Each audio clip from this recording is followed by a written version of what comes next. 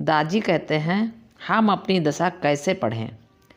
सबसे पहले दशा प्राप्त करें, फिर इसे पढ़ें। पहले दशा उत्पन्न करें और वह दशा खुद आपको बताएगी। मैं आपसे केवल एक कार्य करने का आग्रह करता हूँ। सुबह के ध्यान पश्चात अपनी दशा पढ़ने की आदत विकसित करें। दशा को बनाए रखने का वही एक तरीका है। जब तक आप अपनी दशा नहीं पढ़ते तब तक आप उसे बनाए नहीं रख सकते। जब आप इसे पढ़ते हैं तब आप भले ही इसे कोई नाम दे पाएँ, फिर भी आप दिन भर के दौरान पुनः उसका स्मरण कर सकते हैं। हाँ, आज सुबह मैंने ऐसा महसूस किया। और यदि यह दशा इतनी प्रभावी है तो एक सप्ताह बाद भी आप कहेंगे, अरे पिछले शुक्रवार का ध्यान उस तरह का था, हमें इसे नाम देने की ज़रूरत नहीं है। लेकिन हमने क्या महसूस किया, इसे याद करने में हमें सक्षम होना चाहिए। दशा को पढ़ लेना यह तुलनात्मक बात है। मान लीजिए मैं कोई विदेशी भाषा पढ़ने की कोशिश करना चाहता हूँ। यदि मैं कन्नड़, तमिल या तेलुगु पढ़ना चाहूँ तो वह मुझे जलेबी की तरह लगेगी, क्योंकि मैं इसका आदी नहीं हूँ। कभी कभी तो मैं यह भी नहीं समझ पाता कि यह तमिल है या तेलुगु या कन्नड़। मेरे लिए इतना समझना ही पर्याप्त है कि इस कागज़ के टुकड़े पर कुछ लिखा हुआ है। तो आइए हम ऐसे ही प्रारंभ करते हैं।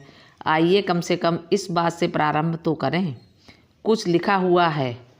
इसके पश्चात हम वर्णमाला को पहचानना प्रारंभ करते हैं, फिर शब्दों को, फिर वाक्यों को, और धीरे धीरे सूक्ष्म बारीकियों को समझने लगते हैं। वे अपने आप समझ में आने लगेंगी, लेकिन इसके लिए हमें कहीं न कहीं से तो शुरुआत करनी है। जब हम ध्यान करते हैं, हम अपने मन की दशा और समग्र दशा जो ध्यान के पूर्व थी वह ध्यान के पश्चात कैसी है, इस अंतर को समझ लेते हैं। हम सभी के लिए ये समझना अत्यंत महत्वपूर्ण है कि ध्यान के पूर्व हम कैसा महसूस करते हैं। अपने पूरे तंत्र का अवलोकन करें, ऊपर से नीचे तक खुद को महसूस करना शुरू करें, फिर धीरे धीरे ध्यान में चले जाएं। इसके अंत में देखें कि कुछ फर्क है क्या। अपने मन में इस फर्क को पकड़े रहें। हमें इसे कोई पारिभाषिक शब्दावली देने की ज़रूरत नहीं है कि यह परम शांति की दशा है या ब्रह्मलय की। यह अनावश्यक है। हमें सिर्फ इन अनुभवों का आदी हो जाना है। इसके बाद क्या होता है, ये ऐसा है कि जब आप किसी व्यक्ति को जलेबी खिलाते हैं तो वह उसका नाम नहीं जानता।